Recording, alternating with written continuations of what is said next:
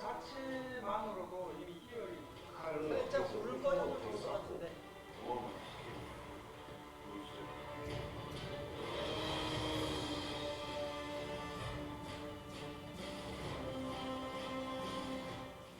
우리가 익히 들었던 타깃진과 여기서 이제 거기서 출연하죠.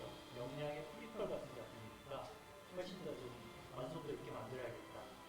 한산 그리고 부제가 용의 체험이잖아요. 그리고 용의 소리. 초반 계속 무언가 존재가 이렇게 등장합니다. 외분들이 볼 때 그 무게감이라든가 공포감을 줘야 되기 때문에 거북선이 타깃진과 어떻게 유기적으로 그 전술적으로 운용되고 있는지를 볼 수가 있고, 이거는 정말 거북선이 어떻게 움직이고 어떤 역할을 했으며 이런 것들이 정확하게 묘사가 됩니다. 현대 전차전, 현대 전략전의 컨셉을 우리가 작업을 하고 있고, 칼을 어떻게 썼고 총을 어떻게 쐈고 이런 부분에 대한 연구가 많았고 합의이라는 대단히 중요한 해설이 나오니까 상당히 버라이어티하겠다라고 생각을 했어요. 시험 프로덕션,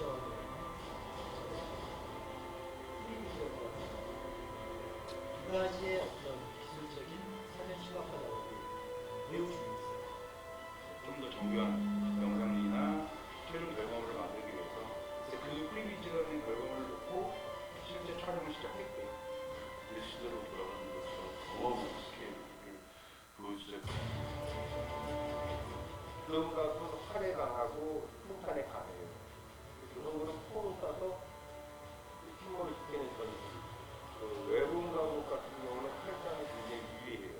외군들은 무조건 배를 붙이고 월선을 해서 배에서 칼로 승부를 보려고 하는 그런 분이고 신신의 인물은 의의를 어떻게 생각해요? 이 전쟁은 이 인물을 어떻게 바라보고 그거를 철저하게 관객들이 어떤 퍼즐적으로 맞춰가는 형태로 음악 구상을 하고 있습니다. 와키 작가는 야망, 캐릭터라고 생각하고 아기 구성도 이쪽은 금속성의 재질 같은 것들을 많이 사용했어요. 조선의 운영은 굉장히 일상적이고 소박하고 검소하고 를 시작해서 좀그 희열감을 주기 위해서 조선과 왼쪽의 진영을 지금 마블 영화 히어로처럼 되게 상징적인 영웅이죠. 무엇보다 실존이에요.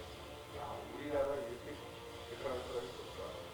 이런 걸 느끼게 하고 있고 일반적인 힐링보다는 굉장히 살아가는 운동력이 좀 되게끔 힘을 줄 수 있는 영화일 수 있겠다. 모든 국민이 하나가 돼서 한 뜻으로 나라를 구하고자 하는 그 마음의 표현이 더 큰 영화. 그 영웅의 어떻게 살아가는 것인지 그리고 이걸 보시는 깜짝 놀라실 거예요. 영화 한산 연기수련이 코로나로 좌절하고 그리고 지쳐있고 힘들었던 우리 대한민국 여러분들에게 희망과 용기 그리고 힘이 됐으면 좋겠습니다. 여러분 화이팅! 영화 한산 연기수련도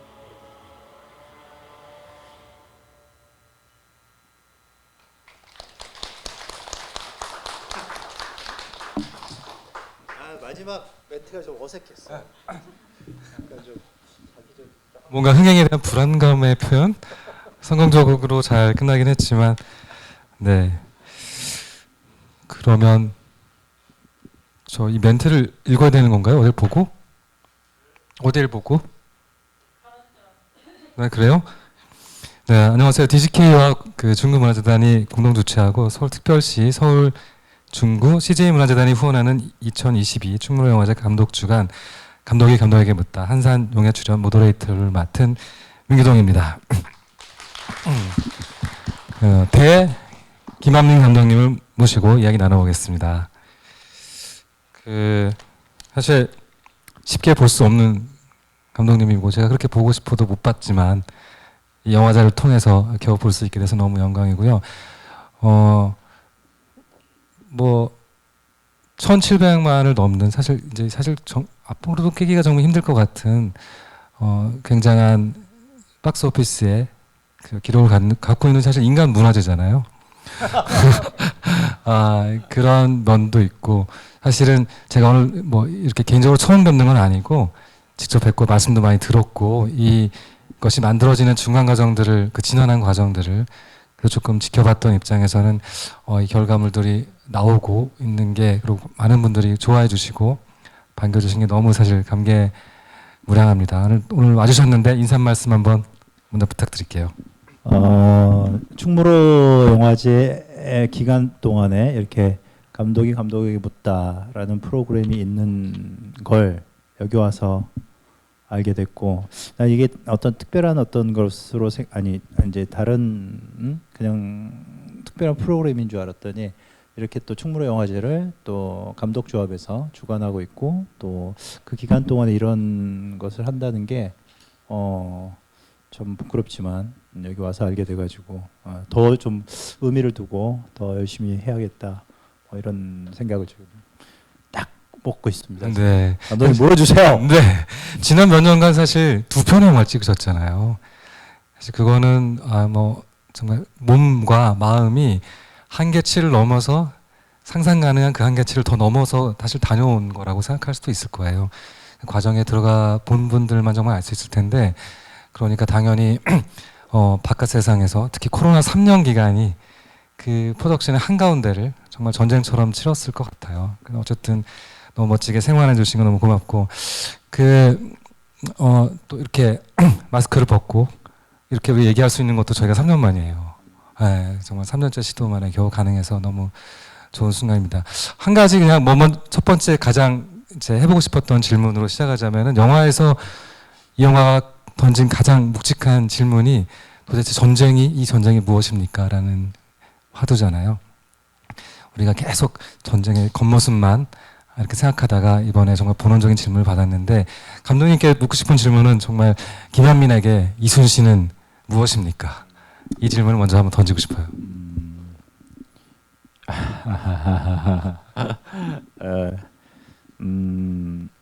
이게 받침이 니은으로 끝나잖아요.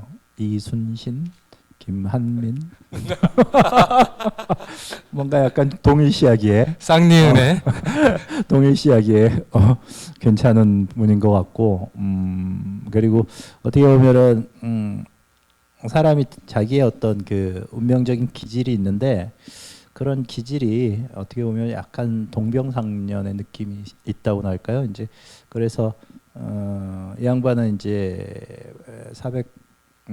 바로 30년 전에 야전사령관으로 뛰셨고 나는 430년 후에 그의 영화를 만드는 이제 야전의 영화 감독으로 이렇게 만나게 된 게 어쩌면 내 인생을 조금 좀 이렇게 지탱해주는 그런 존재 뭐 이렇게 표현. 그리고 또 뭔가 그 양반을 통해서 뭔가 동병상련의 인생을 뭐라 그럴까 관통하는 지점에서 힘을 얻는 존재, 위안이 되는 존재, 그리고 또 연민을 느끼는 존재, 뭐 이런 느낌으로 이야기를 하면 좀 딱딱하죠. 어쨌든 그렇습니다. 네, 사실 어렸을 때 이순신에 대해서 교과서를 통해서 그 밖에 4월 28일이 생일이죠.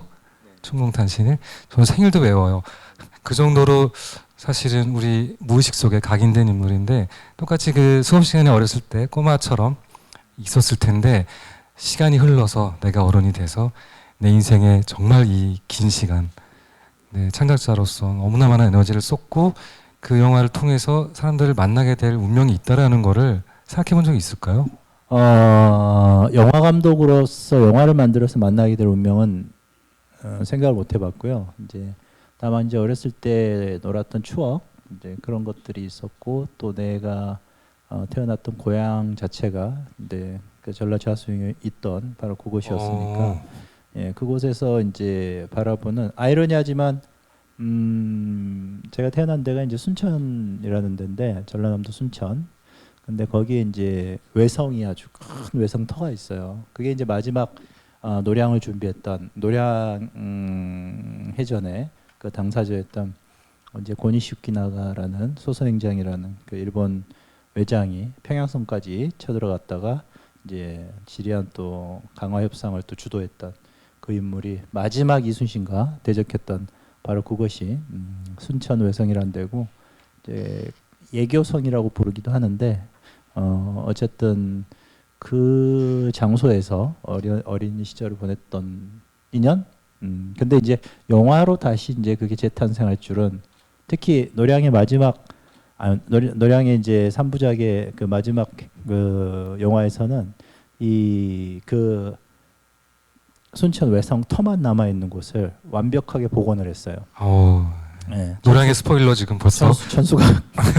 천수각이라고 높은 막로 같이 생겨진 그런 그런 탑 같은 그런 공간부터 시작해서 그곳에서 이순신이 앞에 장도 앞바다를 딱 봉쇄하고 있는 걸 쳐다보는 고니시의 심정으로 이렇게 쳐다보면 지금은 간척지가 되어서 이제 산업단지로 탈바꿈화되어 있는데 그곳을 이제 영화 속에서 그렇게 다시 순천 외성으로 완벽하게 재현해낸 컨셉 아트를 처음 이제 딱 접했을 때 굉장히 뭐라 그럴까 좀 감회가 좀 남달랐다 그럴까요? 네, 그런 게 굉장히 컸었습니다. 네. 굉장히 운명적인 느낌이 있네요. 그러니까 그 자리에서 많이 쓰러졌거나 아픔을 겪었던 어떤 원혼들이든 어떤 뭐 희생이든 그분들의 어떤 상상 속에서 나의 죽음이 혹은 이 안타까움이 이 전쟁 자체의 안타까움이 어쨌든 후세에게 알려주고 싶었었던 염원들이 있을 텐데 그런 에너지가 남아서 쌍리은의 이름까지 만들어지고 이 고향에 이렇게 해서 드라마로는 많이 계속 있었지만 그렇게 많이 알려진 이야기인데 영화로는 우리가 다시 또 범접할 감히 뭔가 시도하지 못했던 거를 이렇게 만들어준 어떤 무한 운명의 어떤 그런 에너지를 좀 느껴봅니다. 이순신 장군이 뭐 워낙 유명하고 사실 광화문의 동상으로 우리나라의 상징이고 아이콘이기도 한데 대부분 영국에는 넬슨 제독이 있나?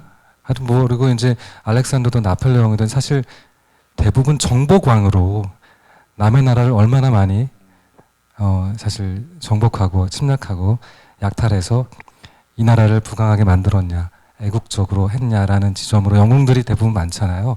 독특하게도 이순신은 남을 침략한 분이 아니고 수비를 너무 잘하고 우리를 보호해준 맥락으로 명장으로 세계적인 명장으로 지금도 얘기되잖아요. 이 지점이 굉장히 독특한데 전 세계 해전의 역사에서 이렇게 수비의 명장이라는 게 비교할 만한 대상이 있을까요? 이게 너무 독특한데. 그러니까 이순신과 비교를 할 만한 사람은 없는 것 같고 이제 다만 수비의 명장이라고 하셨지만 사실은 노량 같은 경우는 보면은 이제 물러나가는 적을 오히려 더 차단하고 그리고 그들을 공세적으로 이제 제압하려고 했던 게 바로 이순신이었으니까 노량은 굉장히 독특한 해전이에요. 예, 그래서 물러나겠다는 적들 그리고 같은 연합 수군이었던 진린 그리고 임금인 선조조차도 뭐 이 전쟁에 너무 목매달지 말라라고 했음에도 불구하고 이순신은 끝까지 싸운단 말이죠. 여러분 궁금하지 않으세요? 그게 단지 후세를 위한 니들 앞으로 다시 침략하면 어림도 없어라고 하는 해석도 맞죠. 하지만 그 이상의 뭔가가 있었을 것 같다라는 느낌은 나는 끝까지 받았거든요. 그러니까 압도적 승리에 대한 염원?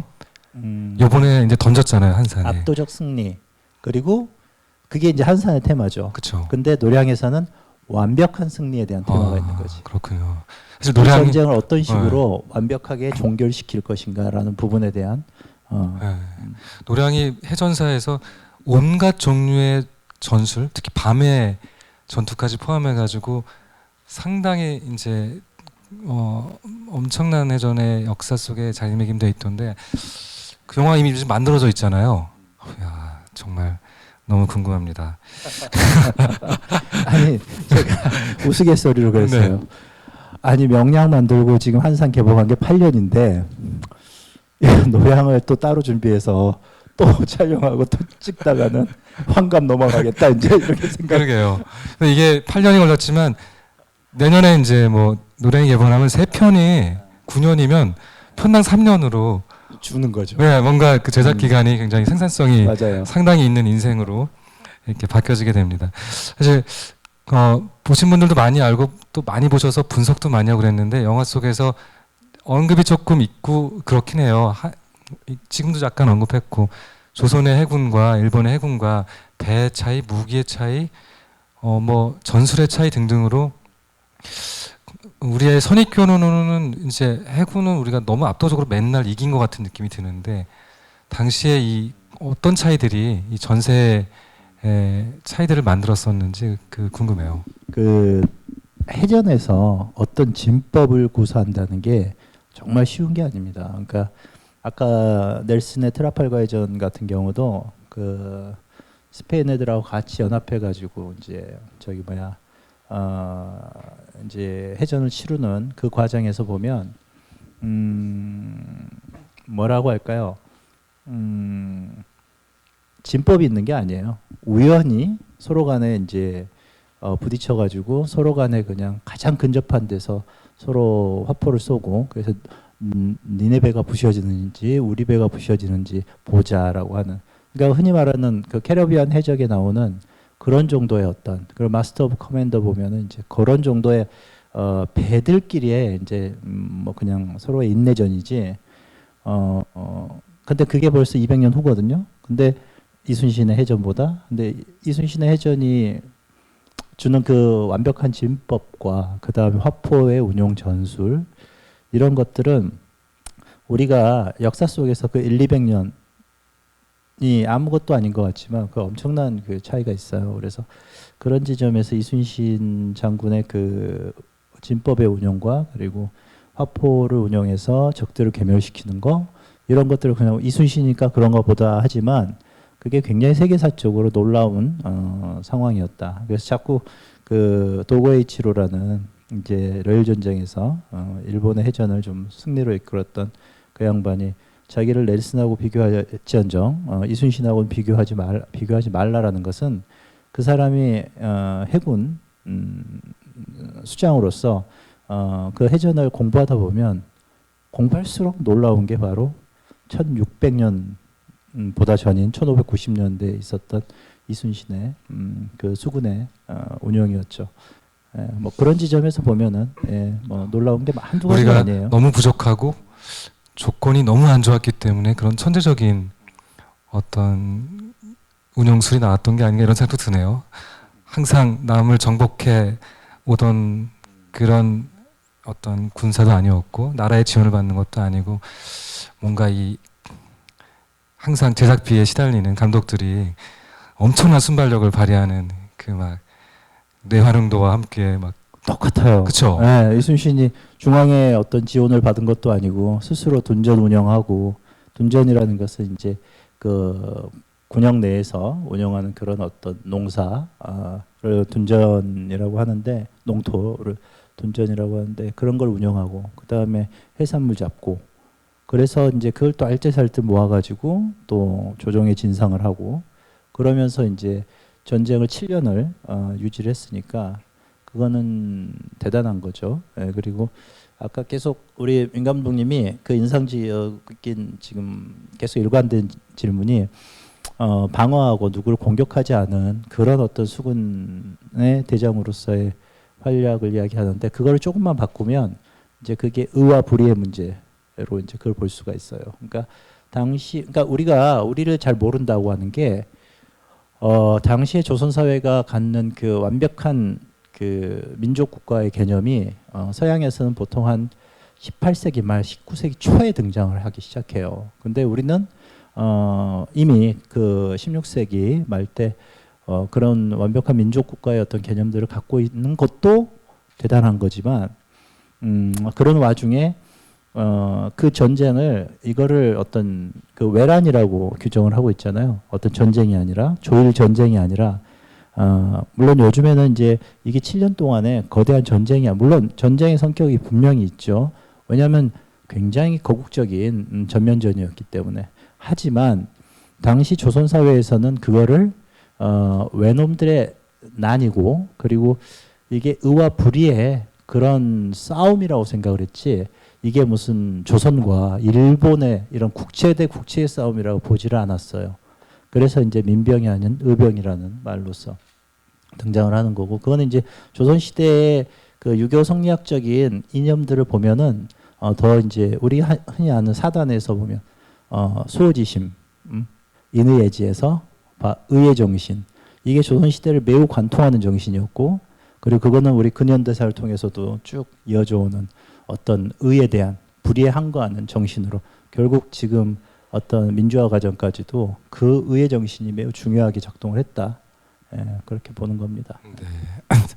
네, 어떤 그 시대를 관통하는 정신이 그 인물을 만들었을 수도 있다 이런 말씀을 해주시는 것 같아요. 어렸을 때는 저희가 이순신 얘기할 때는 거북선을 떼놓고 얘기할 수가 없었잖아요. 거북선이 담배 이름이기도 했고 모르시겠지만 거북선 담배. 우리 군대 있을 때 군대 있을 때 아니고 일단 저 그거였구나 그 뭐지 그 청자. 네, 동전에 거북선도 있고 사실 이순신 얼굴이 500원짜리 있었어. 500원짜리 지폐. 100원짜리는 동전 얼굴은 이순신 아닌가요? 이순신이지. 그렇죠. 그러니까 500원짜리 지폐에 보면 거북선이 있었어요. 네. 그 500원짜리가 요즘에 3만 원 상당히 저 가치가 있어요. 한대요. 저는 아직 수집해가지고 갖고 있어요. 그만큼을 사실 떨어져 있지 않아요. 그래서 사실 어릴 때는 하객진도 맨날 시험에 나와가지고 외웠잖아요. 하객 날개 익자도 하객진의 말 속에서 배웠을 정도인데 당연히 다 거북선으로 돼 있는 거라고 생각했었어요. 거북선이 너무 대단하고 그렇으면 다 거북선으로 해서 이겼구나 라고 생각했었는데 사실 거북선 보면 하나 활약하다가 막 고장나서 막 페이스리프트 하고 그 다음에 명량 때는 부서져가지고 힘들어하고 만들기가 굉장히 어려웠던 건지 그 의문이 남아있어요. 왜 거북선은 이렇게 소수 복병으로만 이렇게 활용을 하지 못했던 것일까? 이제 거북선은 이제 돌격선이라는 개념을 띠고 있고 그리고 그 거북선은 돌격선이라고 했을 때는 적의 진을 교란시키고 그리고 적의 공격을 지연시키는 효과.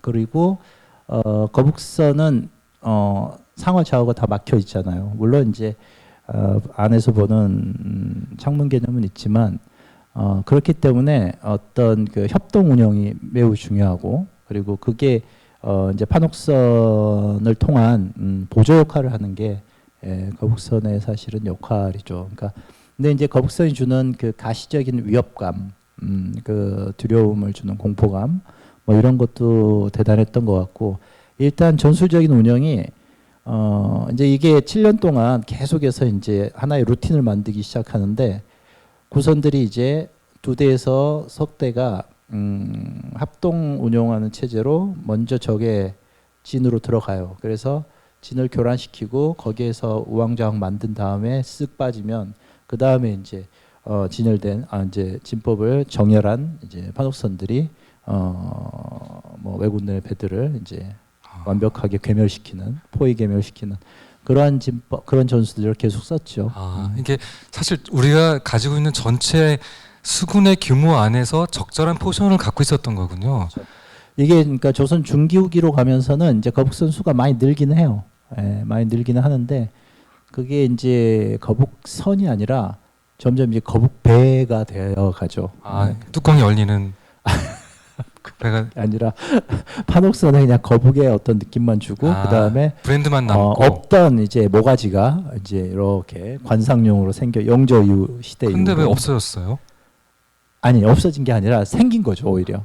그렇군. 이제 이렇게 맹인선의 개념은 이제 어느 순간 사라지고 효율이 이제 떨어지면서 그리고 관상용이고 뭔가 어떤 이미지로 이미지화되는 그런 이제 효과의 거북선이 이제 맞습니다. 사실 지금 해전도 저희가 생각해 보면은 모든 항공모함도 있지만 구축함도 있고 보급선도 있고 맞아요. 잠수함도 있고 여러 종류의 사실 이렇게 레이어가 있는 거잖아요, 그렇죠? 사실 거북선은 그런 의미에서 따로 자기 역할이 있었던 거네요. 돌격선의 역할.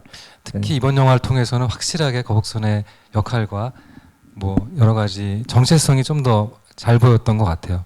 근데 아직도 제대로 된 그 기록이 없어서 논쟁이 좀 있죠. 몇 층인지 사실 이렇게 얼굴이 왔다 갔다 할 수 있었는지 이 지점에 대해서 고민이 좀 있었을 것 같은데요.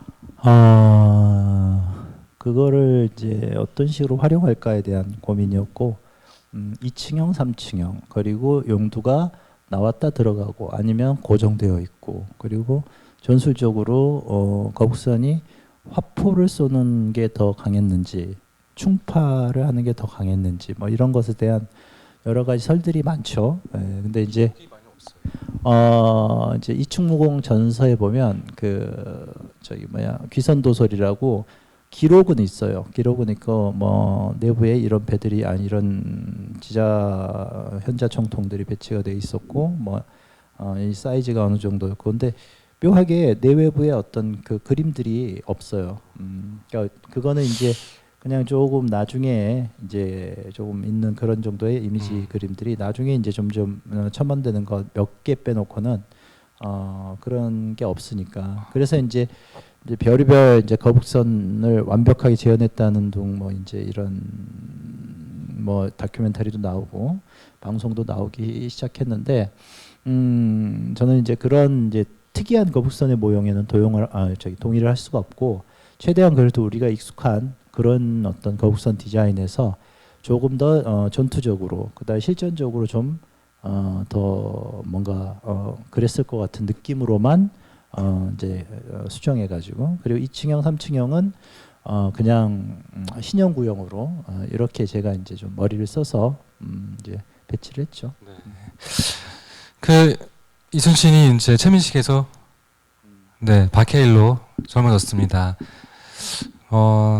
박해일은 근데 또 극락도 살인 사건부터 데뷔작부터 또 활도 그렇고 또 한산까지 이어졌는데요. 뭐 이렇게 많은 작품이 나오기도 좀 어렵고 페르소나라고도 얘기할 수 있는 분인데 페르소나는 아닌 것 같은데. 지금 이제 바뀌신 것 같아요. 네, 어쨌든 이제 네, 네. 누구로? B? P? 아직도 되고 있는 건지도 모르죠. 사실은 그 김한민에게 박해일은 무엇인가 이런 질문이 좀 떠오르네요.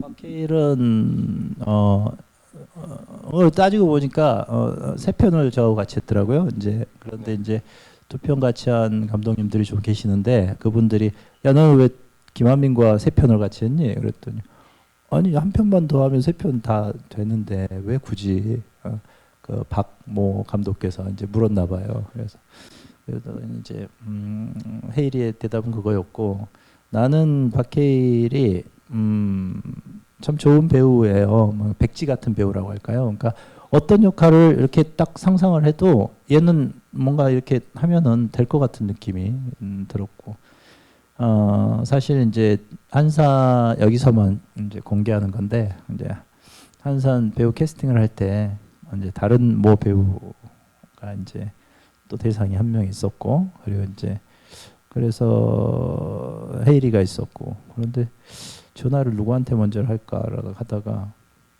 그 양반한테 전화를 하다가 딱 껐어. 이거 아니다. 잠깐. 그리고 왜 그랬냐면 헤이리의 발포하라 이 소리가 귀에 막 내리를 스치면 이 새끼가 맞는 것 같은데 죄송합니다. 제가 배우한테 이 새끼라고 그러는 이 배우가 맞을 것 같은데 그래서 이제 헤이리한테 전화를 해서 좀 보자 했더니 왜요? 그래서 아니 그러니까 좀 만나서 그러니까 왜요? 그래서 아니 만나서 아니 왜냐고요? 그랬더니 무슨 캐스팅이에요? 그래서 그렇긴 하지. 그랬더니 뭔데요? 그래서 이순신이다 그랬더니 막 웃더라고. 그러더니 제가 이순신이라고요? 민식이 형이 아니고 그래서 만나가지고 이제 뭐 이런저런 이야기를 하면서 왜 한산의 이순신이 너가 돼야 되는지 이제 여기에 대한 이야기를 많이 했죠. 그러다가 보니까 이제 정 들어가지고. 네, 사실 그렇죠. 이순신은 무과의 장군인데 박해일하면 사실 무과가 아니잖아요. 이 최종병 할때 목과처럼 보이지 않나요? 네, 그래도 여전히 사실은 무보다는 문 쪽에 느낌이 남아 있어서 본인도 아마 내가 그 호령하는 장군의 이미지라고 갸우뚱했었을 것 같아요. 필사에 설득을 하셨겠지만, 근데 사실은 박해일 배우는 그렇게 캐스팅이 쉬운 배우라고 뭐 두 작품이나 앞에 했었지만 생각하지 않고 긴장도 했었을 것 같아요. 할 때도 이제 어쨌든 이게 워낙 부드럽고 유해 보이지만 사실은 그렇게 막 손에 쉽게 잡히는 그런 배우는 왠지 아닐 것 같고. 캐스팅하다가 실패를 많이 했군요. 실패는 뭐 무한히 많이 했지만 제가 그래서 박해일 배우와 그 전작에서도 잊지 못할 순간이 좀 있었을 것 같아요. 어떤 순간이 있었을까요? 현장에서? 네, 현장에서. 현장에서 이제 그 신군진 타고난 그 품성 자체가 약간 양반이에요. 양반이고 그리고 또 약간 애늙은이 기질도 있고 그래서 그걸 또 그렇게 놀랍게 박모 감독께서 알아보시고 또 뭐 품격을 강조하면서 얘를 설득해가지고 형사로 또 한사이 먼저 찍었어요. 이순신 먼저 찍고 그 다음에 헤어질 결심을 찍고 근데 이제 헤어질 결심이 먼저 개봉을 한 것인데 사실 조금 걱정을 했죠. 사실 왜냐하면 이게 자칫하다가는 한산에 또 뭔가 이미지적으로 이순신의 것과 좀 뭐가 이게 안 맞으면 어떡할까 그랬는데 다행히 그래도 이제 이게 잘 콜라보가 되면서 재밌는 뭐 아주 좋았죠. 네, 사실 뭐 헤어질 결심을 본 다음에 한산을 봤기 때문에 입체감이 엄청났어요, 사실은. 근데 어쨌든 아까 그 질문에 답을 하자면 혜리하고는 이제 현장에서는 뭐 그냥 친구처럼 그리고 또 엉뚱한 데도 있고 해서 뭘 이렇게 보면은 약간 좀 귀신 같은 그런 놈이죠. 그래서 감독이 좀 뭔가 이렇게 컨디션이 좀 그렇다면 오늘 좀 접으시는 게 어떻겠습니까? 제가 봤을 때 감독님이 좀 오늘은 좀 쉬시는 게 좀 좋을 것 같은데 그럼 내가 웃기는 소리 좀 그만하고 그리고 이제 그러다 보면 컨디션이 진짜 안 좋아. 이런 그래서 진짜로 한번은 이제 접고 그리고 이제 같이 저녁 먹으면서 오히려 이제 뭐 이런저런 얘기를 더 많이 했고 우리 이제 뭐 그러면서 더 이제 작품의 캐릭터를 해석하는 게 더 깊어지기도 했었는데 이제 좀 약간 좀 그런 신기 있는 그런 좀 에너지 같은 느낌이 좀 강하게 있죠. 그래서 현장에서는 이제 그런 친구 같은 느낌의 그리고 형 같은 동생, 동생 같은 형 뭐 이런 느낌으로 뭐 그렇게 지내요. 그래서 또 때로는 얄밉기도 하고 또는 어떤 지점에서는 뭐 이렇게 화도 나지만 또 어떤 지점에서는 또 본인의 어떤 그 캐릭터를 일관되게 구축해 나가려고 하는 그런 또 고집 또 자기의 어떤 그런 장인 정신이 또 투철한 친구니까 그런 지점에서 뭐 또 좋고. 네. 모든 영화 현장이 사실 뭐 항상 화기애애하거나 행복하거나 그렇지는 않고 늘 조건에 쫓기고 뭐 최선을 더 뽑아내려고 하기 때문에 사실 굉장한 텐션이 있잖아요. 근데 또 김양희 감독님도 포기를 하지 않는 분으로 또 유명하신 분이고 그 장인스러운 그 연기를 하려고 하는 배우와 나 요즘에 많이 포기해. 많이 포기해요? 많이 포기해. 이야, 김만민 감독도 포기하세요? 왜냐면 난 더 두려운 게 막 스태프들이 나중에 가서 투표하고 이런 거 너무 두려워. 요즘은 이제 표준계약 같은 게 잘 정착이 돼서 이제는 예전하고는 좀 다른 조건으로 영화를 찍고 있죠. 옛날에 유모 배우로부터 사실 활 현장의 이야기를 들었었는데 활이 사실 활 들고 뭐 언덕을 엄청나게 뛰어내리잖아요. 정말 달리기를 엄청나게 많이 하는데 그 컷도 굉장히 많은 영화고 긴박감이 상당한 영화였었잖아요. 그래서 아마 촬영하는데 이제 정말 집요한 어떤 촬영을 했었을 것 같은데 감독은 사실 모니터 앞에 앉아서 무전기로 보고 이게 만족스러울 때까지 계속 연출을 하잖아요. 근데 배우는 계속 왔다 갔다 해야 되고 그래서 이제 감독님이 다시 한번 가자 좀 아닌 것 같다 조금만 더 가자 그랬을 때 이제 참다 못한 우리 박해일 배우가 야 네가 와서 해 막 같은 이런 이제 소리를 쳤다고. 진짜요? 그래서 너무 웃었다. 어딜 감히? 그런 의미에서 이제 친구 같다는 느낌 아닐까? 아니야. 현장에서 절대 그렇지 않습니다. 예를 들면 아하 감독님 이게 조금 힘듭니다. 이러고 하지. 네가 가서 옷다 대고 지금 그러니까 사실 그건 유승용의 완벽한 구라고. 과장일 수도 있는데 서로 양보하지 않고 정말 끝까지 정말 집요하게 찍었기 때문에 그런 결과가 나오지 않나 그런 생각을 했었어요. 질투 아니었을까? 그 유승용 배우의? 아니요. 그러니까 그런 적은 있죠. 그러니까 그 두 배우가 이제 같이 서로 쫓기잖아요. 최은병이 할 때. 근데 이제 뛰고 나서 이제 혜리하고 이제 유승용이 둘이 앉아 있는데 아우 힘들었지. 이러고 했더니 아이고 혜리는 아이고 이게 도가니가 이거 녹아내릴 것 같아요. 이러면서 이제 그러고 있었고 유승용은 감독님 너무 감사드립니다. 제 체력이 엄청 좋아지고 있어요. 오히려 아부는 본인이 다 했지. 그렇구나. 하여튼 그 사실 이 영화는 시작이 독특합니다. 그렇죠? 전혀 예상하지 못했던 시작이었어요.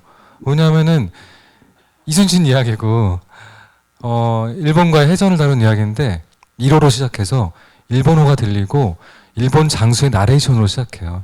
보통 영화는 그런 건 무슨 뜻이냐면 이 사람의 감정에 이입해서 이 사람의 시선을 보고 그 시점에 따라서 영화를 감상하세요라는 어떤 가이드라인일 수도 있거든요. 그래서 굉장히 남다른 시선으로 탁 깨워서 영화를 볼 수밖에 없었습니다. 여러 가지 아마 의미가 있었을 텐데요. 명량하고의 저는 완전히 다른 출발점이라고 생각했었어요. 그래서 명량하고의 차별점이 뭐 영화 속에서 굉장히 많은 고심이 있었고 많은 변화들이 보이는데 일본 장수의 나레이션으로 시작하는 한산 어떤 의미였을까요?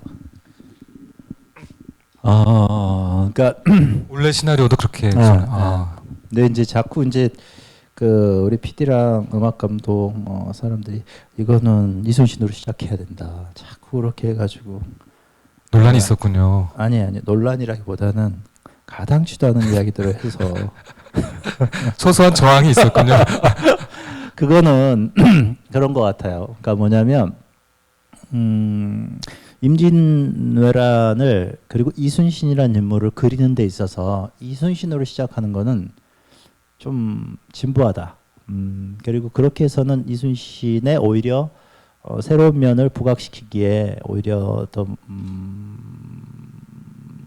함정, 약점이 있을 것 같다라고 생각을 했고 그리고 와키 작가라는 인물을 통해서 먼저 구손의 존재에 대해서 신비감을 드러내고 그리고 또 이순신에 대해서 이제 더 이렇게 파악하려고 하고 이렇게 가는 게 훨씬 더 새롭고 그리고 영화적인 지점의 재미도 줄 수 있을 것 같다라고 생각을 했고 그리고 이제 그렇게 해야 우리의 영웅, 우리의 성웅의 이순신의 이야기가 굉장히 진부한 고답적인 그런 흔히 말하는 국뽕의 영화로서 가지 않기를 너무나 바랬으니까 그렇게 해서 일본 와키 작가로 시작을 했고 다만 그러다 보니까 이제 힘든 게 있어요. 왜냐하면 이걸 어느 순간 탁 시점을 스위치해 줘야 되는데 이순신으로 그걸 어떻게 할 것이냐. 이제 이거는 결국에는 그러니까 음악 감독도 똑같은 이제 함정에 빠져요. 그러니까 처음부터 쫙 시작을 이순신의 어떤 시그니처 음악으로 이순신의 테마로 싹 가고 싶은데 이 와키 작가가 딱 껴 있으니까 이제 그런 지점에서 자꾸 이제 음악 감독도 편집 좀 바꿔주시면 안 돼요. 이제 그런 앓는 소리를 했는데 그거는 그러면은 타이틀 전에 크레딧 전에 그 타이틀 전에 이렇게 만물을 짓고 그리고 이순신으로 다시 들어가자. 그렇게 가면 되지. 네, 그 전술이 있었던 것 같아요. 중간에 타이틀로 간단한 소략이 보이면서 다시 이순신의 마음으로 돌아갈 수 있게 굉장히 지혜로운 연출적인 화법을 구사하는구나 이런 느낌을 받았습니다. 근데 이순신으로 시작했고 일본 와키 작가로 시작했다면 이제 노량이 또 남았어요. 이번엔 명나라 장군의 시점으로 시작하나요? 야, 스포일러인가? 아니야. 명나라 장군 뭐 진린으로 시작하자고. 왜냐하면은 노량에는 그 사람을 구하다가 이순신이 죽잖아요. 그런데 너무 중요한 변수인데. 노량의 시작은 정말 의외의 어떤 지점에서 이거는 시작합니다. 이거 스포일러면 안 되겠다 그러면. 네. 네. 누군가의 거친 숨소리로 시작해요. 부지 속에서 숨소리가 쫙 들려오면서 아, 상상이 지금 네. 그러면은 우리 민기동 감독 지금 막 네, 그러면 지금 손들어서 맞추시는 분한테 김한희 감독이 선물 좋아요. 이거 사인해서 이거 선물해드리면 어떤? 이거 내 사인 책이 아니에요. 여기 이게 프로그램. 오케이. 보게. 좋아. 혹시 한번 맞추셨으면 손 드셨어요. 이번에 시작했잖아요. 일단 지르셨어 그냥. 그 왁기 작가는 그 한산 이후로 별 활약을 못 하고 물론 이제 명량 때 등장하지만 그렇게 이제 큰 활약을 한 장수로서 기억되지는 않습니다. 한 번 더 한다를 허를 찌르셨는데 다른 분 없어요? 깜짝이야. 여기 준사. 그거 새로운데. 탈락이시네요. 자, 한 번만 더 받고 넘어가는 걸로. 네. 이순신 장군 본인의 어떤 거친 호흡 소리로 시작한다. 그러면 이게 전혀 의외는 하지 아니다. 않죠. 그렇죠. 네. 자, 이건 남겨두는 걸로 할게요. 남겨두고 나중에 네. 노래한 개봉할 때 확인하는 걸로. 알겠습니다. 이 외국 드려야 되는데. 네, 다른 퀴즈에 그럼 맞춰보는 걸로 할게요. 사실 이 외국 묘사는 사실 왁기 작가 포함해가지고 영화에서 거의 동등하게 교차 편집으로 두 전술의 어떤 부딪힘을 많이 보여주고 있는데요. 변요한이라는 완전히 또 새로운 또 명배우의 이미 명배우였지만 굉장히 성숙해진 모습을 우리가 볼 수 있습니다. 포스트 바케일의 어떤 또 가능성을 보여준 배우인데 변요한은 김한민에게 무엇이었나 궁금합니다. 포스트 유승용 아니고? 포스트 유승용인가요? 아직 그쪽 계열인가요? 악당 계열로서? 근데 포스트 바케일이라고 해도 될 것 같네요. 왜냐하면 이 친구가 또 멜로적인 느낌이 있잖아요. 이 또 감독이 배우를 알아봐줘야 그의 어떤 활용도가 극대화할 수 있으니까. 물론 바케일의 멜로적 느낌도 있지만 그 느낌하고 또 다른 좀 더 어떻게 보면 정통파적인 느낌이 변요한에게는 있으니까. 그리고 김한민에게 변요한이란 뭘까요? 어떠셨어요? 실제 그 장수보다는 좀 젊은 나이가 그보다는 젊죠. 범띠. 네, 그러니까 일반적으로 우리가 이순신과 맞섰던 외장의 느낌이라면 훨씬 더 나이도 있거나 뭔가 풍채가 있거나 그럴 것 같은데 사실 우리의 이미지로는 훨씬 좀 젊은 배우가 들어왔다는 느낌이 있었거든요. 그 배우를 캐스팅했을 때 어떤 이미지로 이 변요한이라는 배우를 썼고 사실 과정 속에서 또 놀라운 발견도 있었을 것 같아요. 궁금합니다. 어땠었을지. 요한이는 미생 때 저 친구가 굉장히 독특하다라는 생각을 했었고 그리고 독특하지만 뭔가 저 회사원으로서의 느낌에는 굉장히 이질적인 그런 배우였던 것 같아요. 근데 이제 미스터 선샤인을 통해서 요한이가 굉장히 이제 정통파적인 그런 멜로적 느낌을 풍기면서 역할을 그렇게 했는데, 그러니까 나는 솔직히 헤일이도 그렇고 요한이도 그렇고 제 결은 아니에요. 그러니까 무슨 말이냐면 전혀 의외의 어떤 상대와 연애하는 그런 느낌. 그러니까 내 스타일이 아닌 느낌. 그렇지만 그런 캐스팅이 나에게 주는 어떤 그 좀 자극 그리고 또 어떤 신선함 이런 것들이 분명히 있었던 친구들이었고 그런 지점에서 요한이는 저하고 이번에 이제 작품을 하면서 아주 시크하게 시작을 했죠. 네. 그 친구도 이제 제가 용산 쪽 사는데 그 친구는 삼각지에 살아요. 지금 이사를 갔지만 근데 이제 어쨌든 감독님 딱 한 작품 우리 더도 말고 덜도 말고 이것만 하고 끝내시죠. 딱 그래서 너 너무 좋은 생각이야. 우리는 동네 주민으로 만나자. 그랬더니 감독님 그러시죠. 그래서 좋아. 그리고 하나 이번만은 최선을 다하자. 그랬더니 요한이가 그럽시다. 딱 이러더라고. 그리고 이제 작품 끝나고 그 변영주 감독 작품을 하러 가면서 이제 가끔씩 이렇게 요즘은 더 자주 통화를 하긴 하지만 하는데 감독님 정말 저는 그 한산 생각하면 그래서 제가 애가 겸손한 이야기를 하려나 보다. 제가 좀 이런 게 아쉬웠어요. 이럴 줄 알았더니 저는 한산 생각하면요 더 잘할 수가 없을 것 같아요.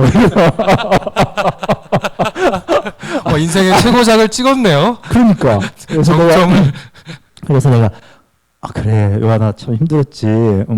나도 그렇게 생각해. 그리고 너는 이번 한산 나오면 정말 잘 될 거야. 그랬지. 정말 저는 최선을 다했습니다. 이러다가 갑자기 그럼 뭐 한 작품 더 해보든지. 그래서 내가 뭔가 아쉽고 미진해서가 아니라 이제 그래서 바로 다음 작품 같이 하기로 했어요. 네, 정말 포스트 바케일로서 새로운 또 젊은 배우와의 또 연속되는 작업이 이야기돼 있네요. 너무 요한이는 기대가 됩니다. 어떻게 보면 나에게는 굉장히 뭐라고 표현할까 청량한 친구, 뭐 그런 느낌, 청량한 동생, 뭐 이런 느낌. 그렇군요. 이순신과 이제 아키 작가를 얘기했는데요. 그렇다면 이제 이 영화는 또 해전을 빼놓고 얘기할 수 없는데요. 이제 명량을 봤을 때도 그런 생각을 했었어요. 이순신이 너무나 드라마틱한 해전의 역사를 갖고 있는데 왜 영화로 그렇게 못 만들어졌을까? 왜 생각을 못했을까? 해보면은 재현이 불가능한 이야기였던 거예요. 판타지로만 가능하고 드라마로 말로는 많이 표현할 수 있지만 실제로는 그걸 구현할 수 없었던 거죠. 근데 감독님을 이렇게 용감한 도전을 할 수 있게 해방시켜준 게 있는 것 같아요. 이 압도적인 기술력을 보여주는 영화의 탄생이 가능했던 게 바로 네, 컴퓨터 그래픽과 어떤 미술의 그리고 예산의 이제 어떤 가능성이 도래했기 때문이라고 생각해요. 명량에서부터도 일취월장했고 그 기술적 비약도 대단할 텐데요. 어떠십니까? 영화 속에서 이 기술이라는 게 차지하는 맥락이 무엇일까요? 그러니까 저는 한 번도 그러니까 이 명량 때부터 이게 구현이 불가능하거나 내가 그 구현력 때문에 좌절될 거라고는 생각을 하지 않았었어요. 그 명량 때는 이제 그 2012 그 슈퍼바이저였던 CG 회사의 한 친구가 와서 초반에 이제 같이 좀 인발부를 했었는데 그 친구는 이게 가능하겠냐 이 예산에 자기가 봤을 때는 분명히 이 프로젝트는 꺾일 것 같다라고 해서 나는 그럴 것 같지 않은데 왜냐하면 실제로 그 해전이 펼쳐졌던 그 바다가 존재를 하잖아요. 그래서 적어도 그 바다가 존재하는 것만으로도 이 영화가 꺾이거나 불가능에게 뭔가 좌절하는 그런 상황은 도래하지 않을 것이다 라고 생각을 했고 실제로 좀 힘이 들긴 했어요. 명량은. 왜냐하면 바다에서 많이 찍다 보니까 너무 변수가 많은 거야. 날씨부터 시작해서 파고 그 다음에 배의 어떤 안전의 문제 그리고 또 배를 탔을 때 그걸 찍는 또 다른 배들이 있어야 되는데 이제 그 배들에서 찍는 앵글들은 굉장히 제한이 심하고 이제 그런 것들 때문에 그래서 힘들었고 그래서 한산하고 노량은 같이 찍되 그 확보된 두 영화의 예산을 가지고 아예 무리 없이 가는 방향으로 이제 노선을 잡았고 그리고 이제 그거를 이제 실천을 했죠. 근데 이게 아이러니하게 어떤 효과도 좋냐면 코로나가 생각지도 못했던 코로나가 이제 우리를 덮쳤잖아요. 그런데 이제 그러다 보니까 이게 한정된 물론 한정된 공간이지만 실내고 하지만 거기는 굉장히 컸어요. 한 3,000평이 넘었으니까 그런 공간에서 불특정 다수가 아닌 특정 다수가 찍다 보니까 오히려 코로나로부터 자유로운 지점이 생겼다. 그래서 다른 영화 걱정들을 많이 했어요. 드라마 걱정도 많이 하고 무슨 영화가 섰네. 그다음에 지금 해외 나가는 모든 일정이 막혀. 그때 또 하필이면 해외 나가는 촬영의 작품들이 꽤 있었어요. 근데 그런 작품들이 다 지금 딜레이 되거나 이제 언제 다시 들어갈지 모르는 상태가 되었을 때 이제 그런 지점에서는 참 다행이었다라고 생각을 하는 거죠. 네. 이제는 생각만 하면은 구현하지 못하는 장면이 없죠. 사실 맞아요. 감독들에게는 네, 그런 지금은 그렇죠. 그렇죠. 이제는 핑계를 댈 수도 없고 정말로 이제는 뭐 지금 이순신의 꿈 같은 장면은 옛날에는 그거를 쓰면은 이제 뭐 집에 가라 그랬겠죠. 뭐 만들 수도 없는 장면을 집에서 혼자 꿈꾸라고 그랬을 텐데 지금은 정말 이제 상상력에 이제 문제가 되는 정말 그런 시점이 좀 온 것 같고 무리 없이 찍은 해전의 아주 새로운 뭐 이제 단계인 것 같아요. 이 영화는 그 액션 영화라고도 볼 수 있죠. 어떠세요? 그렇죠? 액션 영화죠. 액션 네, 영화인가요? 전쟁 액션 영화. 네, 그래서 그 액션 설계가 처음에 뭐 그 아주 디테일한 쾌감이 대단한데요. 처음에 충파로 시작해가지고 하객진이 나오고 거북선이 막 이제 막 바뀌고 안개 하나까지부터 월선을 하느냐 선회하느냐 각종 배로 생산할 수 있는 모든 종류의 액션들이 나오는데요. 이 설계가 어떻게 시작되는지 좀 궁금합니다. 명량에서 한 번 다 했고 이번에 또 하고 노량을 위해서 또 남겨놔야 되잖아요. 그리고 노량은 특히 또 밤 전투가 3분의 2가 되니까 이제 밤 해전. 네. 그리고 또 이제 함대전인데 노량은 이제 훨씬 더 명나라 함대까지 들어와가지고 이제 함대와 함대가 만나는. 이제 3인. 네. 이제 삼국의 액션이 있고 남겨놨군요. 그러니까 이제 노량을 해야 되니까. 그리고 이제 그 밤전투가 또 재밌어요. 이제 실제로도 이제 화공이라는 게 있었고 그리고 이제 또 화공부터 시작해가지고 그러니까 이제 좀 집약된 노하우와 기술력을 쏟아붓는 게 이제 노량이 될 거라고 생각합니다. 그래서 네. 그럼 이제 하객진 한번 썼잖아요. 저희 어렸을 때 저의 또 궁금한 점 하나는 하객진이 대단한 거라고 배웠잖아요. 매번 하객진을 쓰면 되는데 하객진은 우리 이순신 해전의 역사에 딱 한 번 쓰고 끝난 거죠. 아니요. 하객진은 아닌가요? 여러 번 했어요? 네, 많이 썼어요. 그러니까 여러 번? 포구 점령할 때도 그 이제 바로 한산해전 뒤에 있었던 안골포 해전에서도 그 하객진과 비슷한 그런 이제 포위 전략으로 적들을 그렇군요. 이제 타격하고. 독특하네요. 네네. 이번에 보면 미리 첩보로 알잖아요. 하객진 할 거라는 것도 알고 그것도 한번 굉장한 패배를 했는데도 또 하객진을 쓰는 방식으로 그런 전술이 반복되나요? 왜 그랬지?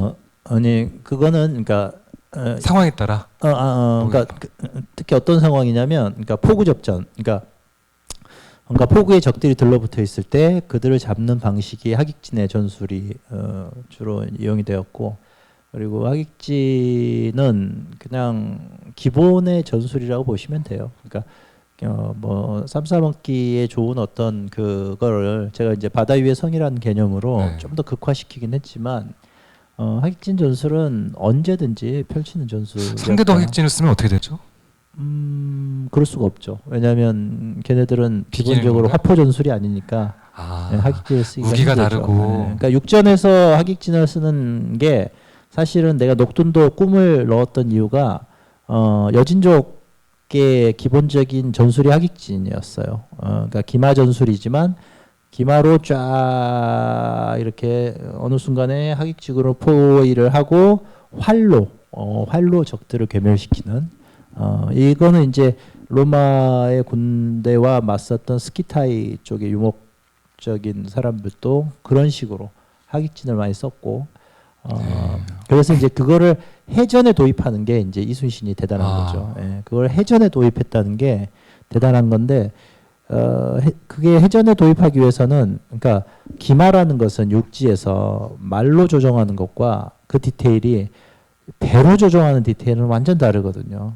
배는 격군들의 훈련과 격군들의 일체와 그리고 각 배와 배 사이에 어떤 소통과 이런 신호 체계와 이런 것들이 뭔가 대단하다는 거예요. 이게 연구를 해보면 할수록 1590년대에 이런 진법, 그러니까 왁기 작가가 실제로 기록을 이 친구도 남기는데 자기 앞에서 하객진이 펼쳐졌던 그 장관을 묘사한 게 있어요. 그러니까 추격해서 적들을 쫓아가서 월선에서 선멸하는 전략을 자기는 쓰려고 쫙 따라가는데도 속도감 있게 어느 순간 이 완성되어진 이 화객진 대형을 보고 넋을 잃었다라고 표현을 하고 있으니까 이제 그런 지점이 그러니까 대단한 거죠. 네.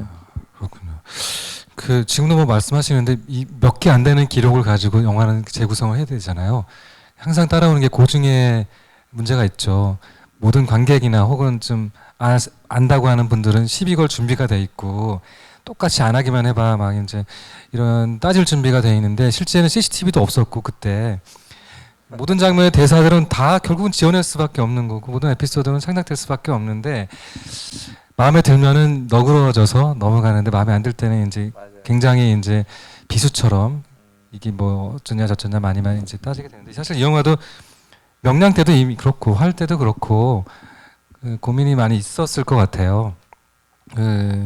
고증이 정말 어디서부터 어디까지가 영화 속에서 지켜져야 되는가 이 딜레마를 어떻게 푸셨나요?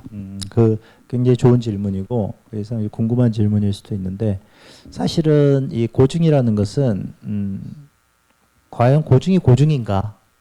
라는 부분에 의문을 던질 수가 있어요, 사실. 그래서 보시면 알겠지만 한산과 명량 이순신의 갑옷이 달라요. 그리고 노량 때는 또 달라집니다. 그러니까 명량 때는 찰갑이었고 그 다음에 한산에서는 두정갑이고 그 다음에 이제 노량에서는 이제 비늘갑으로 바뀌어요. 그래서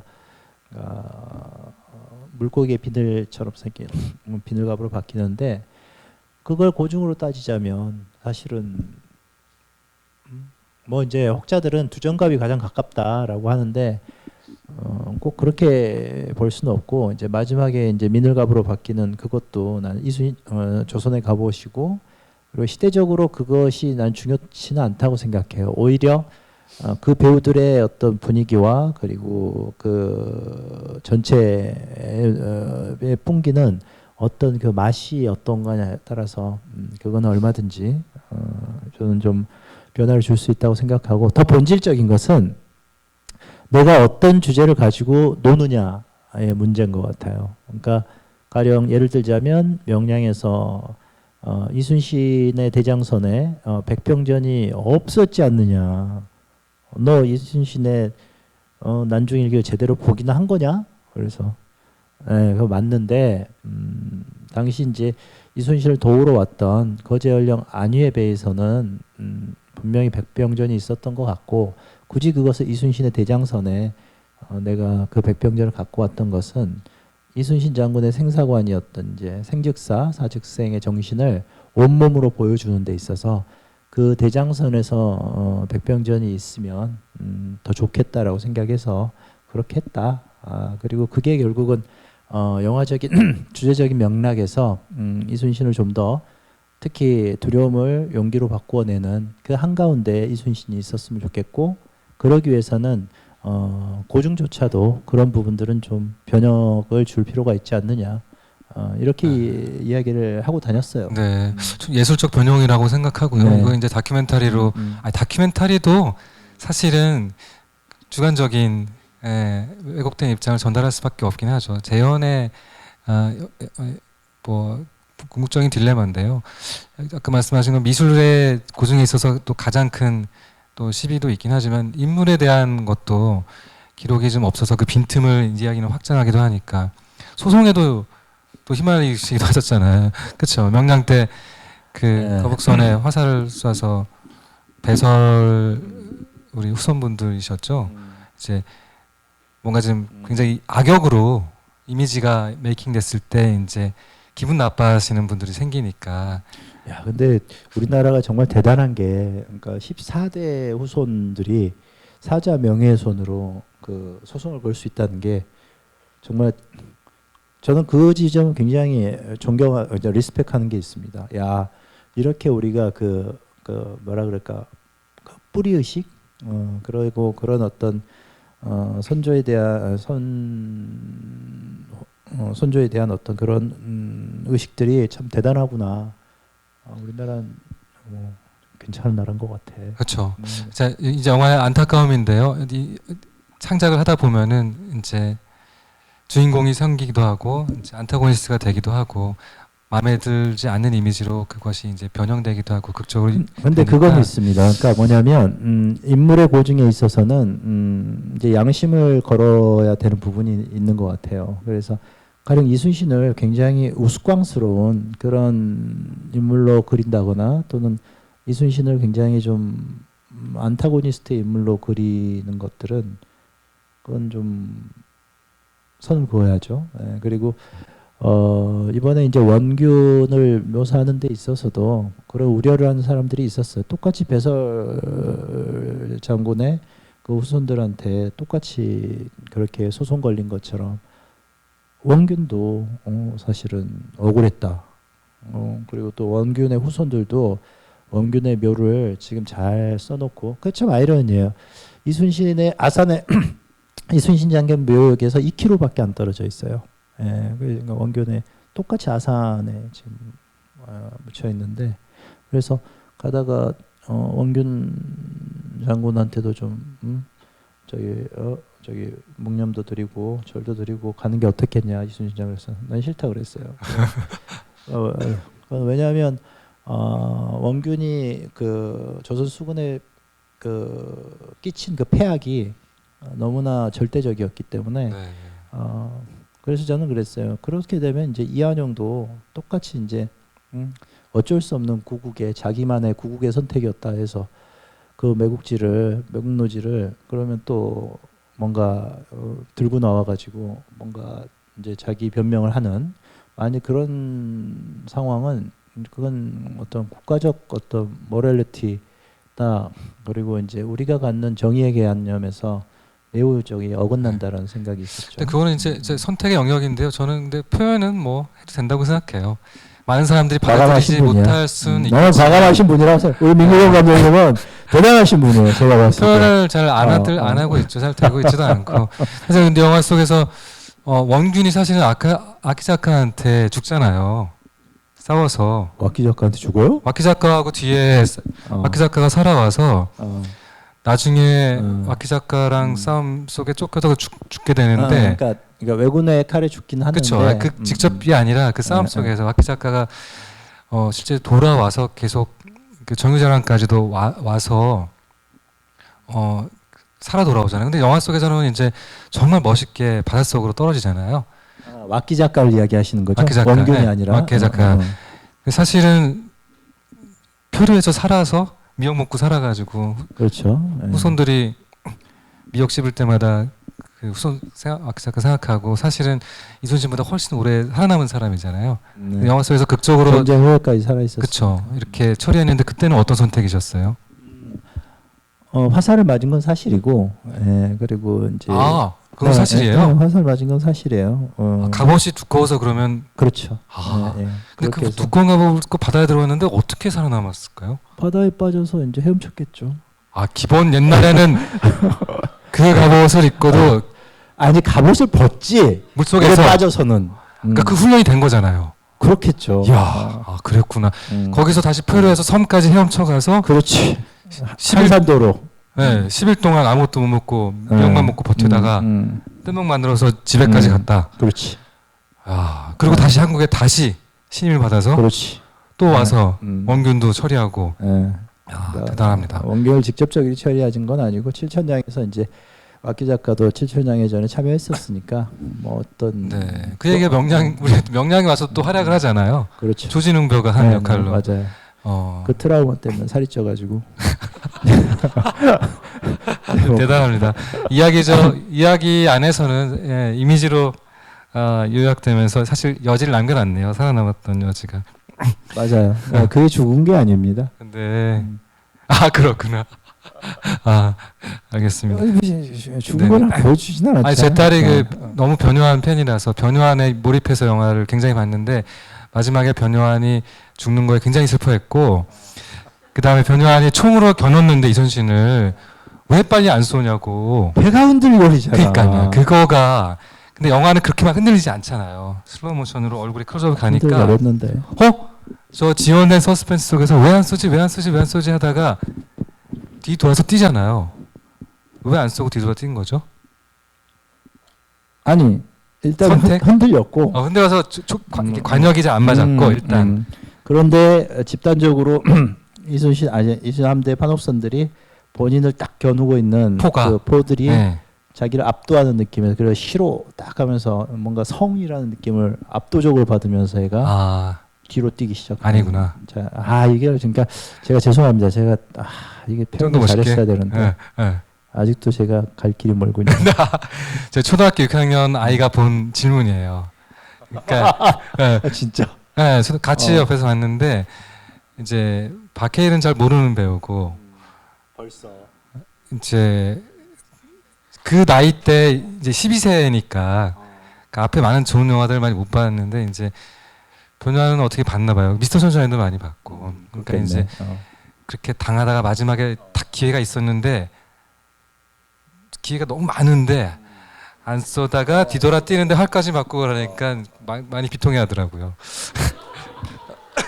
네, 살아 있었다는 소식을 내가 좀 전해드리겠습니다. 네. 꼭 전해야겠네요. 그 짤로 본 게 있는데 변연이 미역 먹고 뗏목 위에 있는 거 그걸 보여드려. 그걸 보여줘요. 딸한테. 네, 알겠습니다. 그 감독님 뵙기 쉽지 않은데 또 궁금한 게 좀 있을 텐데요. 질문 있으신 분 손 들면은 질문 받아볼게요. 네, 여기 남자분. 마이크를. 예, 안녕하세요. 영화 너무 잘 봤고 뵙게 돼서 영광입니다. 약간 좀 사소한 질문일 수도 있을 것 같은데 한산 그 영화 찍으실 때 감독님께서도 출연을 하셨다고 들었었거든요. 맞습니다. 예. 그런데 편집을 하셨다고 들었는데 편집을 하신 이유와 또 편집을 하실 때 아쉬움이 혹시 없으셨는지 그리고 권율이었나요? 권율 장군이었어요. 권율 장군. 그리고 혹시 앞으로 개봉하게 될 노량에서도 혹시 출연을 하시는지. 그 전에 11월 16일 날 한산 리덕스에서 감독 확장판이 개봉을 할 겁니다. 예. 거기에 들어 있어요. 자, 엊그제 후시 녹음하고 왔습니다. 드디어 네, 볼 수 있어요. 원래 배우 출신이잖아요. 어떻게 하셨죠? 그렇죠. 연기하셨잖아요. 네. 보여드리는 건가요? 저 좀 써주세요. 핸드폰에도 나와요. 연기 욕심이 있어서 히치콕처럼 본인 영화에 슬쩍슬쩍 나오는 수준이 있었을 수 있는데 이번에는 좀 그런 수준은 아닌 것 같아요. 왠지. 한 씬을 지배했습니다. 그렇군요. 지금 잘린 이유를 궁금했었어요. 잘렸나요? 자르셨나요? 잘랐는데 그 이유는 이제 여름에 사실은 그러니까 조금 컴팩트한 버전을 내야 하는 강박관념이 좀 있었어요. 그래서 2시간 9분짜리로 만드는데 너무 의병 쪽과 웅치 이야기가 강조되면은 이순신 쪽 라인이 좀 집중력이 떨어진다라는 판단 아래 그래서 이제 전주성에 있던 권율 장군이 이제 웅치의 정담 장군의 이제 웅치 방어를 허락하고 그리고 이제 자기는 이치라는 고개를 지키는 걸로 나가는 그런 설정이었어요. 근데 이제 그런 설정이었는데 그거를 다 표현하면 너무 해전 쪽에 이제 데미지가 오는 것 같아가지고 그래서 이제 생략을 했었던 거죠. 그러면 확장판은 러닝 타임이 어떻게 되나요? 2시간 30분 45초. 20분이 늘어나네요. 네. 그래서 권율만 20분?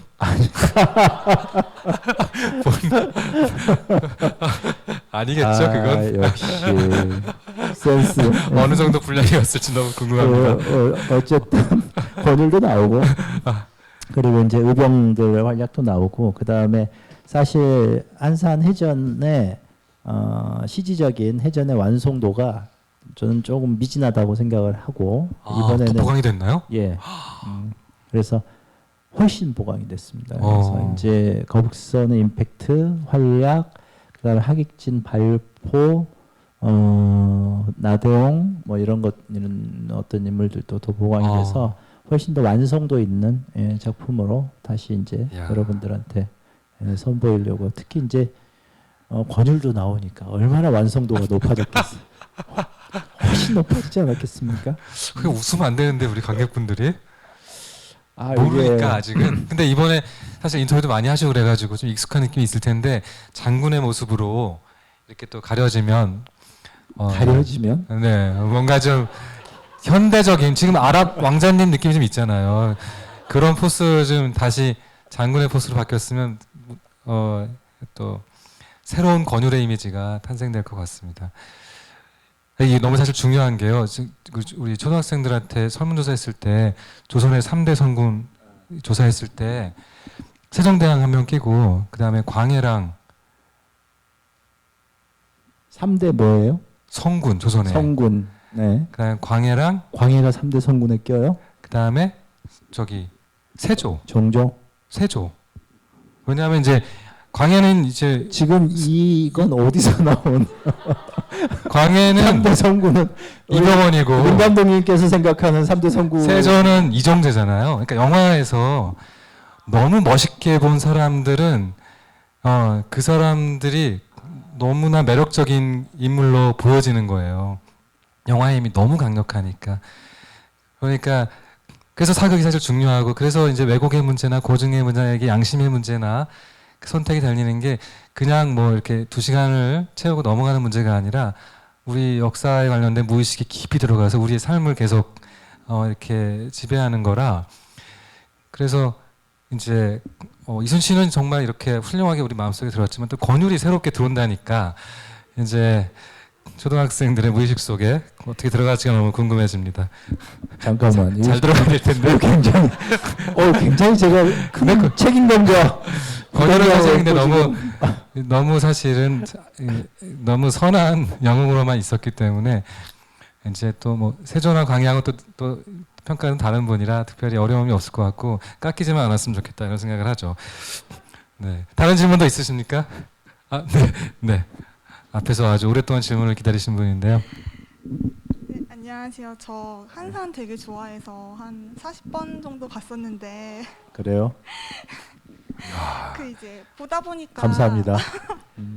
진심으로. 이거 뭔가 우리 사인해 주셔야 될 것 같은데 뭔가 일단 네 질문해 주세요. 네, 그 보다 보니까 그 물론 이제 뭐 이순신이나 와키사카 같은 그런 뭐 주인공 역할 말고도 이제 부수적인 인물들, 예를 들어서 준사라는 캐릭터가 굉장히 좀 독특하기도 하고 어떻게 보면 그 한산의 극을 이끌어가는 건 사실 준사가 던지는 메시지라고 생각을 했거든요. 그래서 굉장히 좀 섬세한 연기가 그 요하는 배우가 필요했을 것 같은데 되게 좀 관객들한테 그렇게 낯선 이미지로 다가왔는데 김성규 배우를 캐스팅한 데는 어떤 뭔가 감독님한테 있어서 뭔가 이 배우를 딱 그 한눈에 잡아 끄는 매력 같은 게 있었는지 그런 준사와 관련된 이야기들을 조금 듣고 싶어서 질문을 드렸습니다. 네, 좋은 질문입니다.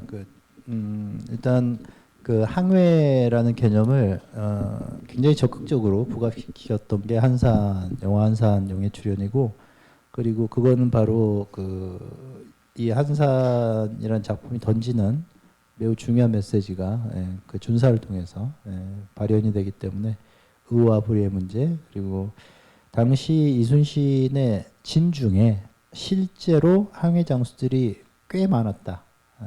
그리고 그들은 이순신의 무도를 숭상하기도 했지만 그 의의 문제에 있어서 그러니까 이거는 우리나라 사람들이 그러면 왜 그런 사람들이 매국노처럼 존재를 그렇게 많이 한 게 진짜예요라고 묻지만, 그러니까 전국 시대 일본의 상황을 이렇게 돌아보면 그게 굉장히 가능한 법한 상황이라는 것을 이제 이해하게 될 겁니다. 그러니까 도도다카도라 이제 김명권 선배님께서 이제 명량에서 보냈던 도도다카도라의 유명한 어록이 있어요. 다이묘가 되어서 7번 주군을 바꾸지 않고 어떻게 살아남고 그걸 진정한 다이묘라고 할 수 있는가, 이런 말을 우리는 굉장히 이상하게 들리잖아요. 우리는 충신은 불사이군이다. 이게 우리에게는 박혀 있는 개념이고 익숙한 개념이지.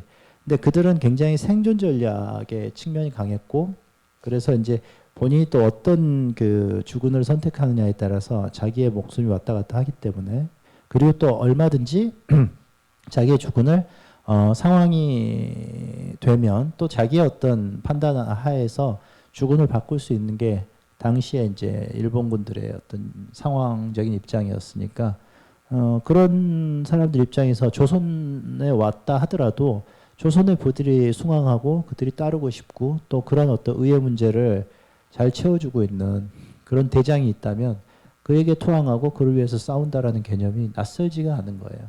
예. 그런 지점에서 그 항해 준사의 문제가 매우 중요한 지점이었고, 그리고 이제 그거를 저는 이제 의와 불의 문제로 확대시켰고, 그리고 당시에 조선 사람들의 기본적인 그 임진왜란이라고 하는 그 외놈들의 난은 이거는 절대 어떤 나라와 나라의 싸움이 아닌 의와 불의한 무도한 자들, 무도한 외놈들을 응징하는 그러한 싸움이다라고 생각한 의와 불의의 문제로 그 싸움을 규정하고 바라봤어요. 그랬기 때문에 전 국토에서 다양한 의병들이 이제 일어났고 활약했고, 그리고 그들 때문에 이제 왜군들은 전략상 전술상 굉장한 이제 작전의 차질들을 빚게 되었던 거고. 근데 이게 뭐 그게 뭐 대단한 거야라고 하지만 이거를 그 전쟁을 그렇게 인식하고 바라보았다는 것을 일본 친구들도 좀 많이 알았으면 좋겠어요. 이 문제는 결국은 메이지 유신의 일본의 상황과 매우 이제 대비해서 그러니까 대입해서 바라볼 문제입니다. 그러니까 일본이라는 나라 자체도 굉장히 그 영주들의 나라였다가 메이지 유신의 천황 체제가 일왕 체제가 되면서 이제 중앙 집권화돼가기 시작하는데, 그러니까 그들의 어떤 침략 전쟁을 그냥 자신들의 나라를 위한 애국 전쟁이라고 착각하는 사람들이 많아요. 그걸 좀 깨우쳐 주려면 요거를 그런 식으로 구분하고, 특히 임진왜란에 대해서도 그들은 뭔가 그들이 뭐 조선에 뭔가 이렇게 나쁜 짓을 했다거나 이렇게 보질 않아요. 똑같이 일제강점기에 대륙 침탈을 하면서 조선과 대륙 침탈을 하면서도 중국에 침탈을 하면서 똑같은 생각을 갖고 있거든요. 예, 요 인식은 좀 구분해 줄 필요가 있어요. 예, 그리고 일본을 그렇게 좀 해줘야 우리가 대화가 돼요. 대화가. 단순히 뭐 우리가 뭐 우길기에 지금 관함식이 이제 내일 모레면 열리는데 일본에서 그 관함식에 우길기에 거수경례를 하는 게 지금 막 정치적인 논쟁이 되고 있잖아요. 그런 만큼 근데 또 우리의 그 이순신 장군의 그 숫자기가 마치 무슨 반일 또는 뭐 이런 지점의 상징처럼 보이고 있거든요. 근데 그렇게 되면 대화가 안 돼요. 그래서 대화를 하려면 이런 부분들에서 좀 우리가 좀 정확하게 그 본질적인 당시의 상황에서 그 전쟁의 성격을 좀 규정해 줄 필요가 있고, 그렇게 됐을 때 세계인들한테 보여줬을 때도 이게 하나의 그냥 내셔널리즘의 그냥 한국의 국뽕 영화라고 그렇게 치부되지 않고 좀 더 뭔가 글로벌한 지점에서도 공감대를 형성하는데 매우 중요한 지점이 바로 그 지점에 있다고 봅니다. 그래서 항해준사라는 인물이 중요했고, 봉오동 전투에서는 사실은 그 꼬마 일본 그 일본군 포로 소년병이었던 그 친구가 매우 중요했었는데 이제 그런 지점들이 있어요. 그리고 노량에서는 이제 준사의 극적인 죽음이 이제 펼쳐지면서 이제 스포일드를 해주네요. 네. 이순신뿐만 아니라 근데 살아남아서 후손들까지 지금도 모시고 있고 그러지 않나요? 준사가? 그건 이제 그 저기 뭐야 김충신이라는 다른 항해 장수죠. 네, 그렇구나. 사실 영화 속에서 지금 질문하셨지만 너무나 큰 긴장감을 만들어주는 중요한 축인데요. 처음엔 너무나 가짜를 만들어서 있을 수도 없는 일이 너무 큰 영향력을 행사하니까 저 사람이 아니었다면 왠지 이 한 사람 어차피 있을 수도 없었을 것 같은 그런 생각이 드는데, 그게 사실의 베이스를 두고 실제 있었던 일의 어떤 재현 과정 속에서 영화 속에서 너무 중요한 화두를 던져주고 있는 것 자체가 정말 우리가 몰랐던 것들을 정말 새롭게 알게 해주는 큰 축이었던 것 같아요. 현대극 작품을 몇 편 찍다가 결국은 사실 사극으로 들어와서 김하민 감독님이 훨씬 더 유려한 연출을 보여주시고 사극을 지금 트릴로지를 만들어서 확장하고 또 드라마까지 지금 네 임진왜란 판 왕자의 게임, 왕자의 게임 판 임진왜란인가요? 어쨌든 새로 OTT에 드라마까지 확장. 동아시아판 왕자의 게임. 동아시아판 왕자의 게임. 이렇게 또 사극의 디테일로도 들어가시는데 어떠세요? 앞으로도 사극의 거장으로 더 깊이 들어가실지 아니면 왔다 갔다 병행하실지 다시 돌아오실지. 왔다 갔다 병행할 것 같고요. 하지만 이 맥은 계속 갖고 가는 게 좀 필요하다. 그래서 사극의 문을 한번 열고 들어갔더니 너무 이게 많아요. 좀 해볼 만한 것도 많고 또 해볼 만한 인물도 많고 또 많아서 이쪽은 계속 되어질 것 같고 그리고 또 하나의 축이 이제 근대사에 있었던 우리가 이제 흔히 일제강점기라고 불리는 그 시대를 우리가 조금 더 직시해 보면 그 수많은 젊은 조선 청년들이 이곳에서 싸움하지 못했던 한을 우리 서쪽 땅인 중국에서 엄청나게 활약했던 대일항쟁을 했던 그래서 35년이라는 시대가 너무 식민지 기간이라는 표현을 쓰기에는 너무 짧은 시절 같아요. 오히려 어떤 항쟁기라는 표현을 쓰고 그리고 그런 대일항쟁기의 어떤 모습들을 좀 더 극적으로 이제 좀 보여주고자 한 게 이제 봉오동 전투를 시작으로 그런 이야기들의 어떤 일련의 이제 뭐 사국과 비슷한 근대극이라고 봅시다. 그런 쪽이 있고 또 이제 우리 감독님이 말씀하셨던 대로 좀 왔다 갔다 하는 느낌에서 뭐 김현민 유니버스 과거와 현재 나중에 또 미래까지도 왔다 갔다 할 수 있는 하나의 큰 축으로 이해해 주시면은 훨씬 더 감상의 재미가 있지 않을까 그런 생각이 드네요. 네. 짧은 요약 감사합니다. 네. 새로운 유니버스. 마지막으로 저기 질문 하나만 더 받고 마무리하면 좋을 것 같은데요. 저기 우리 어르신분 여기까지 오셔가지고 지금 휴대폰으로 뭔가 잘 보고 계신데 그럴까요? 네. 질문 있으신 분 네, 질문해 주세요. 네, 감독님께 부국제 때부터 여쭤보고 싶었던 게 있었는데 언제 때부터요? 부국제.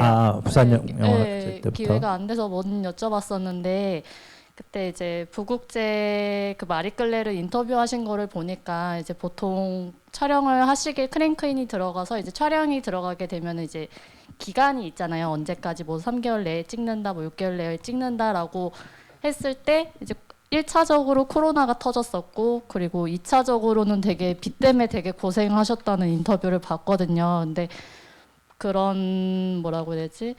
그런 일자에 쫓겨가지고 이제 어떻게 보면 마감 시간은 다가오는데 그런 거에 있어서 이제 배우나 이제 총괄을 하셔야 되는 입장이신 거잖아요. 그런 거에 대해서 이렇게 압박감은 없으셨는지 그런 거랑 또 그런 상황 속에서도 에피소드로 말씀해주신 게 막 이제 배우들이랑 고기 꺼먹고 모 배우는 계속 여수밤바다를 계속 불렀다고 또 그렇게 얘기를 해주셨더라고요. 제가 그런 이야기가 있었었나요? 네, 그게 다 있어요. 모 배우는 몰랐네요.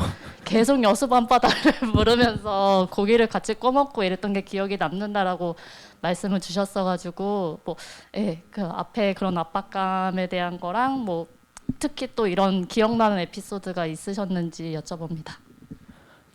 그 여수밤바다 정말 듣기 싫었는데 왜냐하면 그날도 비가 와가지고 할 수 없이 회차를 접고 그리고 비어있는 항구에 텐트를 치고 그리고 거기서 고기나 굽자 해서 이제 가는데 그렇게 여수밤바다를 부르면서 박해일이 그래서 아유, 나 진짜 그것 때문에 아주. 근데 이제 또 뭐 그렇게 해서 그런 스트레스를 좀 풀긴 해야죠. 그래서 근데 또 같이 푸는 것도 또 방법이니까. 그래서 정말 그때는 장마가 50일이 계속 비가 오니까 2020년 여름이었습니다. 그런데 그때는 정말 대책이 안 서더라고요. 대책이 안 서고 뭔가 이렇게 세트로 돌려가지고 찍을 거 다 찍었고 이제 더 찍을 것도 없는데 비는 계속 오고 이제 그러다 보니까 그리고 이제 영화 감독이 세계에서 스트레스 지수 2위래요. 1위가 전장의 야전사령관 부하들의 목숨이 왔다 갔다 하는 게 이순신이죠. 그리고 2위가 영화 감독. 왜? 한정된 시간 동안에 많은 사람들을 어떻게든 구슬려서 퀄리티를 내야 되고 그리고 그거를 가지고 또 영화관에서 발가벗겨진 채로 또 평가를 받아야 되는 그래서 실제로 개봉을 하고 얼마 만에 요절한 영화 감독님들이 여럿 계십니다. 대표적인 게 이제 스탠리 큐브릭 감독 같은 경우도 오랜만에 와이즈 아이즈 그 뭐지? 샷 오픈? 아이즈 와이드 샷이죠. 그 저기 뭐야 그 니콜 키드만과 탐 크루즈 나왔던 그거 찍으시고 개봉하고 일주일 만에 심장마비로 돌아가셨으니까. 네, 그러니까 너무 그 저기 뭐야 한 10년 만에 다시 나오시면서 너무 의욕을 부리셔가지고 이 체력이 그래서 저는 영화 감독은 진짜 체력이다. 당신은 영화 연출의 핵심이 뭐라고 생각하냐 그러면 체력이다. 체력을 잘 키우고 체력전이다. 왜냐하면 스트레스에 강해야 되고 그 다음에 그런 현장에서의 어떤 그 뭐라 그럴까 좀 파워풀한 추진을 해내려면 그게 좀 필요한 것 같습니다. 어쨌든 그 스트레스가 가장 큰 것 같아요. 게다가 한국 영화 역사에 몇 편 없었죠. 2편을 동시에 찍었잖아요. 이거는 이제 1+1 해서 2는 아니고 셀 수 없는 종류의 그 한계치에 도전했었던 정말 쉽게 경험할 수 없는 스트레스였을 것 같아요. 그거를 어쨌든 잘 극복해낸 게 너무 대단한 것 같습니다. 이제 마무리를 좀 해야 될 것 같은데요.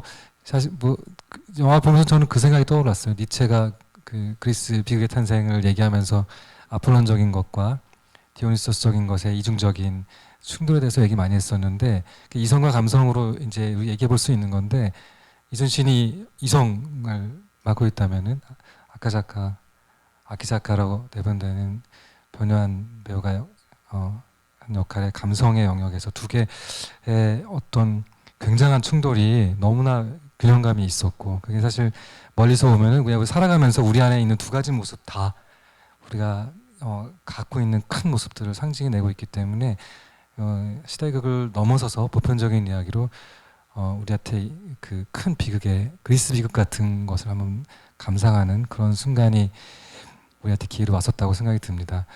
감독님의 그 본능적인 그 감각들을 보면서 정말 예술적 영감을 많이 받을 수 있는 그런 순간들이었을 텐데요. 이렇게 자리까지 찾아주셔서 얘기해서 너무 감사한데 마지막으로 인사 한번 듣고 마무리하면 될 것 같아요.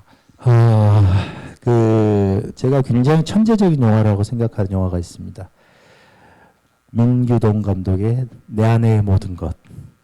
그걸 한번 다시 한번 꼭 챙겨보시고 저는 그걸 보면서 이 사람의 유머가 서울대 출신의 범생이 감독이라고 생각을 했는데 그 영화를 보고 정말 너무 놀랬고 그게 이제 끝 인사는 아니고 어쨌든 이제 영화의 세계가 이렇게 감독에게 이렇게 물어주고 또 이렇게 대화하는 게 해보니까 재밌네요. 예, 재밌고 그리고 이런 어떤 소통의 자리들이 계속 있었으면 좋겠습니다. 아무튼 여러분들 아무쪼록 두 감독의 이야기가 그렇게 지루하지 않았기를